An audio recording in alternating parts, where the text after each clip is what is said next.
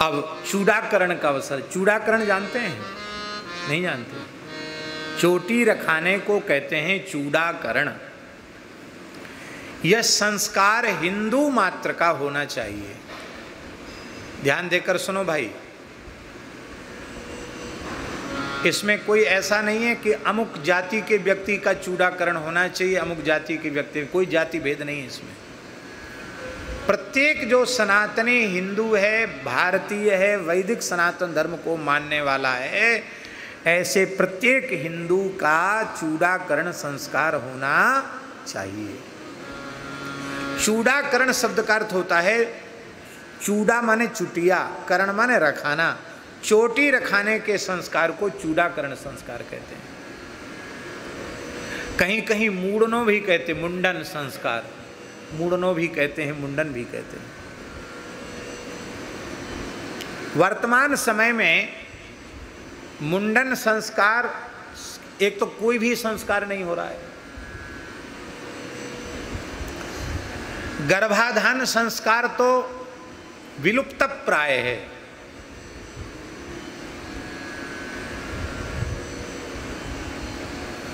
अन्यथा न माने, प्रायः जीव दुर्घटनावश ही पैदा हो रहे हैं।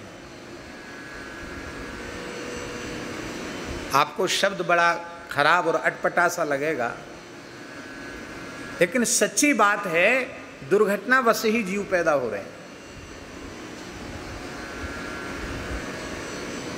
गर्भाधान संस्कार किसका हुआ?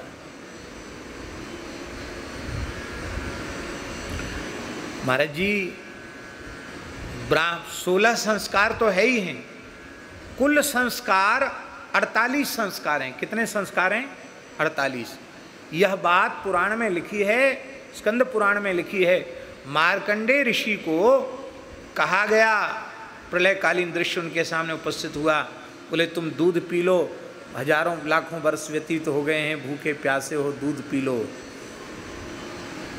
एक स्त्री दिखाई पड़ी, उसने कहा कि दूध पी लो, तो उन्होंने कहा मैं माता हूँ, दूध पी लो। तो उन्होंने कहा कि 48 संस्कारों से संस्कृत होने पर ब्राह्मण होता है, तो मैं ऐसे कैसे, तुम मेरी जन्मदात्री माता तो नहीं हो, दूध तो नहीं पी सकता। वो परीक्षा थी उनकी। चूड़ाकरण संस्कार प्रत्येक हिंदू का होना चाहिए। हिंदू मात्र को चोटी रखाना चाहिए। ऐसे नहीं कि केवल पंडित जी चोटी रखा में, दूसरी जाति के लोग चोटी न रखा में। हिंदू मात्र को चोटी रखाना चाहिए। कोई जमाना था मुगलों का, जो बलपूर्वक पकड़ के चोटी काट दी जाती थी। अब बलपूर्वक कोई नहीं काटता है चोटी। अब तो स्वयं ही सैलून में जाके चोटी होए तो कटवा देते हैं। और फिर कोई संत महापुरुष पूछें कि तुम्हारे पहले तो बड़ी सुंदर चोटी थी, अब कहाँ गई चोटी? क्या करें महाराज जी, सैलून में गए थे, नाई कहते हैं नाई की इतनी हिम्मत कैसे हुई तुम्हारी चोटी काटी? तुम्हारे चिन्ह को विलुप्त करने का उसमें साहस कैसे हुआ? केवल चोटी और जनेऊ के लिए गुरु गोविंद सिंह के दोनों पुत्र जीवित ही दीवाल में चिन दिए गए। उन्होंने चोटी कटाना मंजूर नहीं किया, जीवित दीवाल में चिन दिया गया उनको। अब अपने को हिंदू कहने वाले लोग, भारतीय कहने वाले लोग, सनातनी कहने वाले लोग, उनकी चोटी नहीं है। प्रत्येक व्यक्ति को चोटी रखाना चाहिए। ब्राह्मण से लेकर सफाई कर्मचारी तक सबको चोटी रखाना चाहिए। जब चोटी के प्रति इतना अत्याचार होता था, तब गुरु गोविंद सिंह ने सिख वेश, ये चोटी क्या है, सिख वेश क्या है?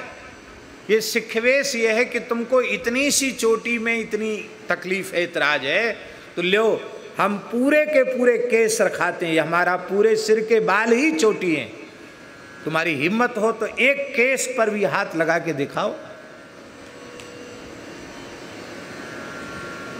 कृपाण धारण किया, पंच ककार, 5 चिन्ह। कृपाण, कृपाण माने तलवार। वो तलवार इसलिए थी कि तुम्हारी हिम्मत हो तो एक रोया को टेढ़ा करके दिखाओ।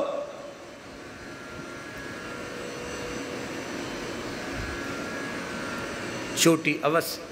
तो आजकल भी मुंडन तो होता है बच्चों का, लेकिन मुंडन क्या होता है, उनको सीधे ही मुसलमान बना दिया जाता है।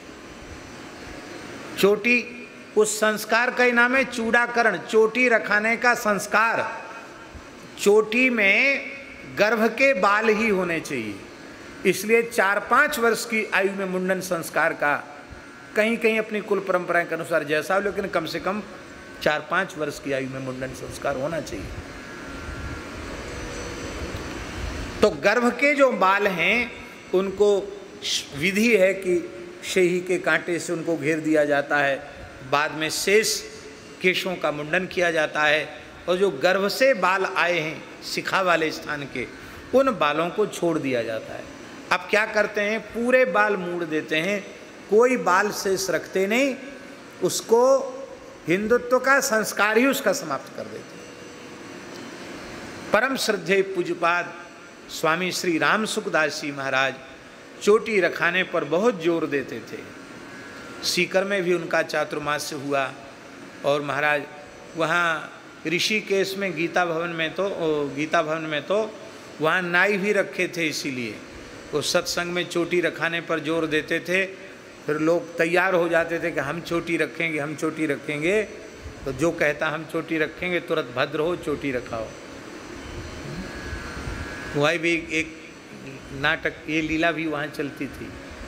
और इसी तरह से यज्ञोपवीत संस्कार के समय भी महाराज बूढ़े बूढ़े लोग जनेऊ कराते थे। द्विजाति हैं पर जनेऊ नहीं हुआ, प्रायश्चित पूर्वक उनका भी। स्वामी जी कहते, भाई जिस कुल में तुम्हारा यज्ञोपवीत संस्कार होना चाहिए, उस कुल में भगवान ने जन्म दिया है, तो बिना यज्ञोपवीत के तुम मरोगे, कितने बड़े अपराध की बात है। यज्ञोपवीत धारण करो। शिखा सूत्र, जो यज्ञ सूत्र धारण करने के अधिकारी हैं वे शिखा सूत्र दोनों धारण करें। बाकी सभी हिंदुओं को शिखा अवश्य धारण करनी चाहिए।